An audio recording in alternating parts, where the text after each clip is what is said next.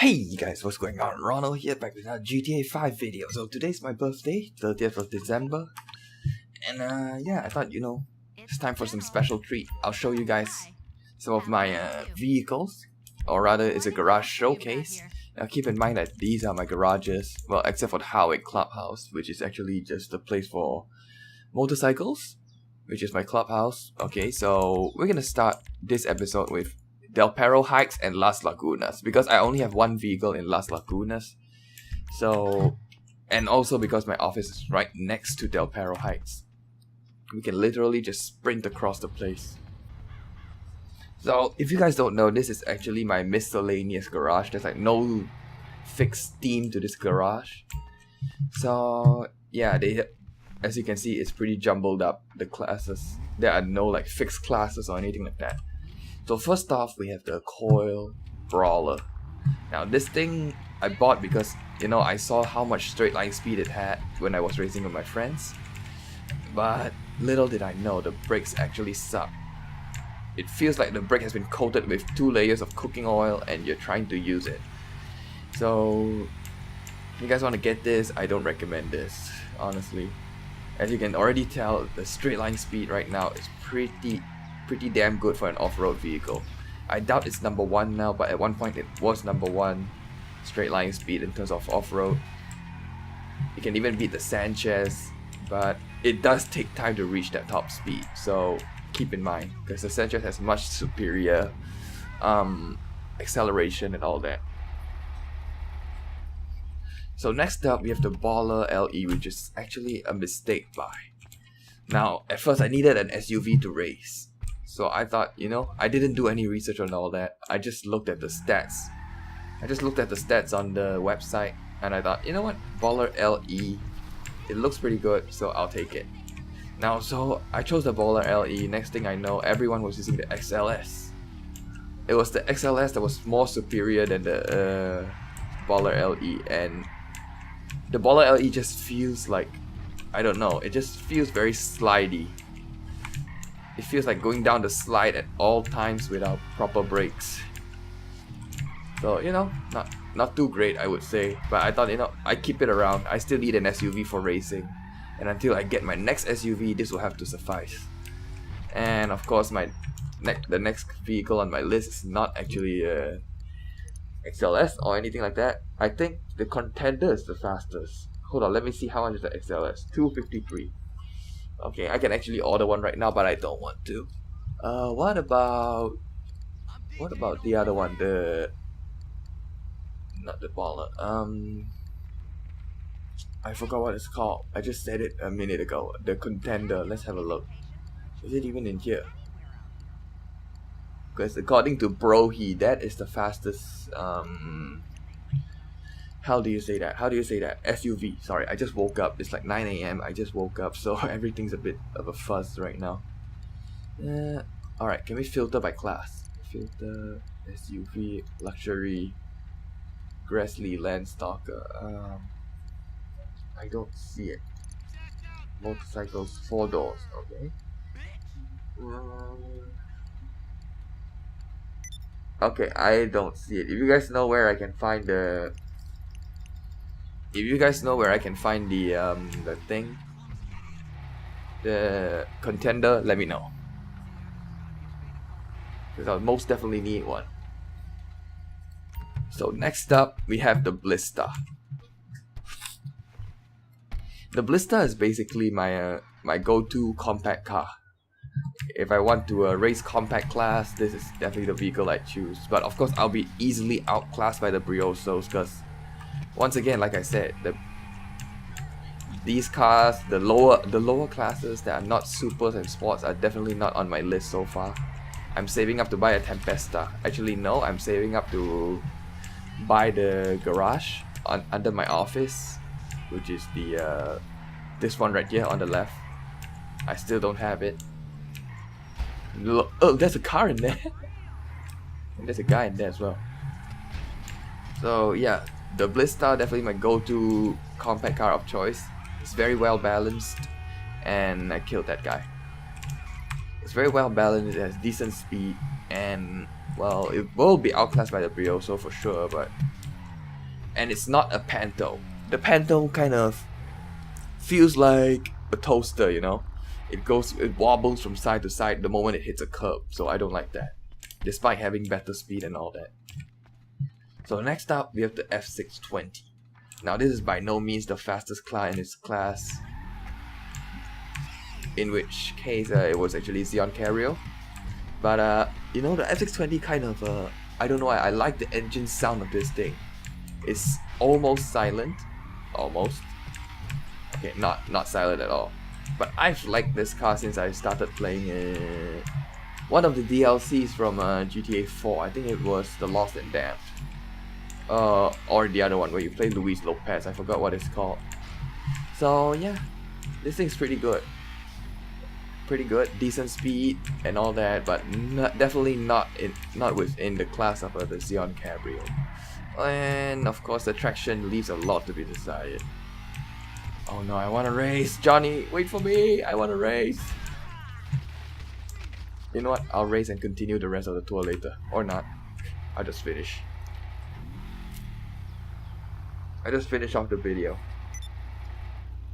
Alright, next up we have the Yeti, which is pretty much the same story as the Blista. But it does have a little bit more acceleration, I think, compared to the Blista. Yeah, it definitely feels a lot faster in terms of acceleration to the Blista. That, and it has a retractable roof. There we go. Just hold down H, but your car has to be stationary to do that. Oh my goodness, I've never seen an NPC do that before. They just sandwiched my AC right there. So, okay, pretty good, pretty good. I would like the AC a lot, but I don't think it's a car that I would take to any compact races. As you can see, definitely lacking traction. The traction that the Blista has and the AC doesn't have. So, let's go back down. Only in GTA can you flip a car off the ramp and still be upright. Alright, next up is once again another mistake buy, which is the minivan. So when it first came out, I thought, you know, I kind of want it, I kind of don't want it, I kind of want it, I kind of don't want it. In the end, I wanted it. So let me just open it up for you. Personal vehicle, the doors, alright. So I kind of like it. Aesthetics wise, but performance wise, you guys don't need an explanation. Kind of looks like it has a lot of dimples installed all over the car. Look at all that. The nitrous oxide bottles, the sliding doors is my favorite. In real life, I kind of like SUVs with sliding doors, you know. It's pretty nice. The engine is like fully decked out, and I went for the white paint job because I don't know why it kind of looks like vanilla ice cream now. So we are gonna leave all the doors open and we're gonna put this in. There's really not much to talk about performance there. Everyone has driven a minivan at one point or another, so yeah. Oh wait, the garage door was held up by the hood. Oh okay, just went through. So next up we have the classy Mamba. Okay, the classy Mamba. There we go. The classy Mamba. You know how hard that is. The classy, classy.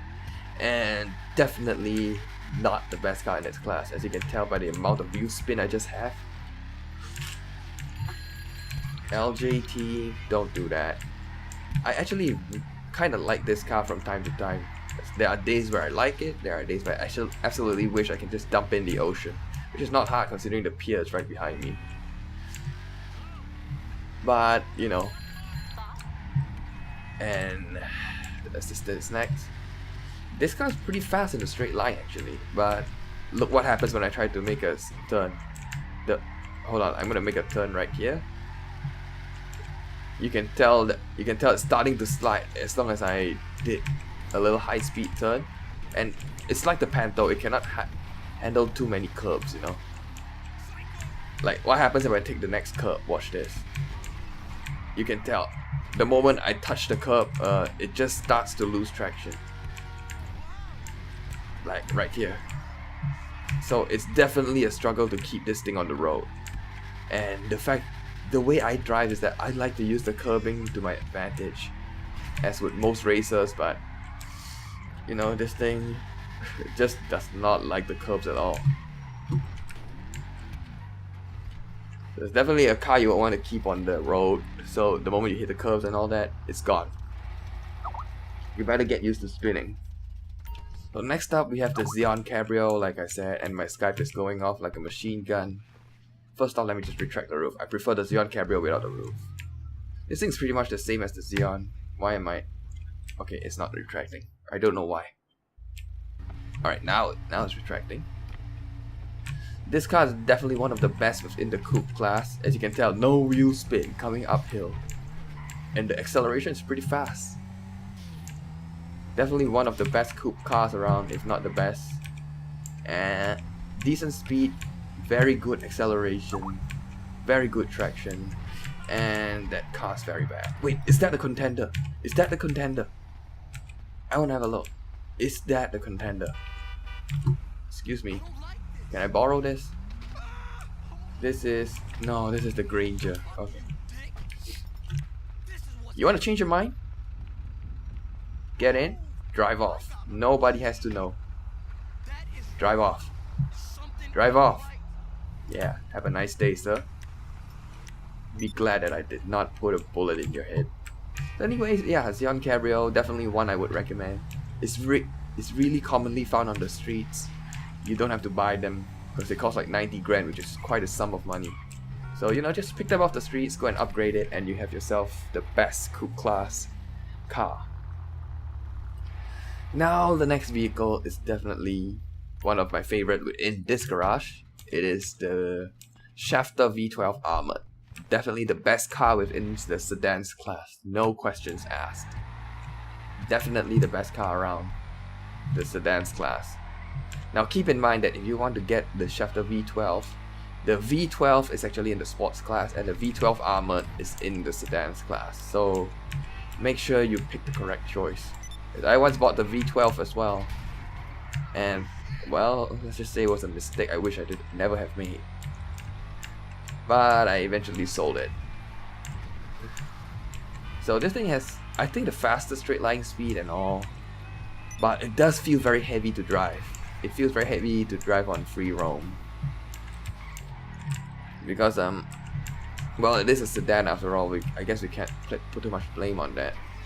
So yeah, we're here at Las Lagunas, and I never knew I can take out that bollard right there. Just went at it at full speed and it just broke. So let's just go in. Why are the Nodo members sending me so many races? So this, if you ever played the pack standard, well, you know why this car's here. This originally belongs in the Del Perro, but I moved it over here for that specific reason because it can make the Pacific heist a lot easier. So the Korean Chroma Armored, everyone either loves it or hates it. If they see one chasing them, they're gonna hate it because they can't shoot the driver, and if they are using one, they're gonna love it because they can't be shot. Unless someone uses an explosive, which is gonna cost quite a lot because the explosive is like 300 bucks each, and then they have to pay the insurance, which is like 67.50, I think. I know I got blown up enough times to do that to know how much it costs. So this thing definitely has its uses, but I feel like it's only useful within like the first 50 to 100 levels. But after that, once you have the faster cars like a Zentorno and all that, you can outrun this thing no problem. Johnny, I'll get to you in a second. So once you have the faster cars like the Zentorno, Osiris, Tempesta, the RE7B, the Tyrus, this thing's pretty much useless because it definitely feels somewhat heavy to drive at times. But otherwise, it's a pretty well-rounded car, the Chroma Armored. I definitely recommend this for beginners.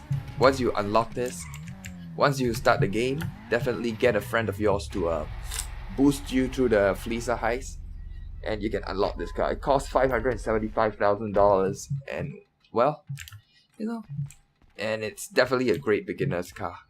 I recommend it. And if you guys can afford the Las Lagunas, definitely keep it here. Trust me, if you play pack standard, your teammates will thank you for it. And yeah, I'll see you guys in the next video, where I'll talk about my sports class garages. And I'll see you guys in the next video.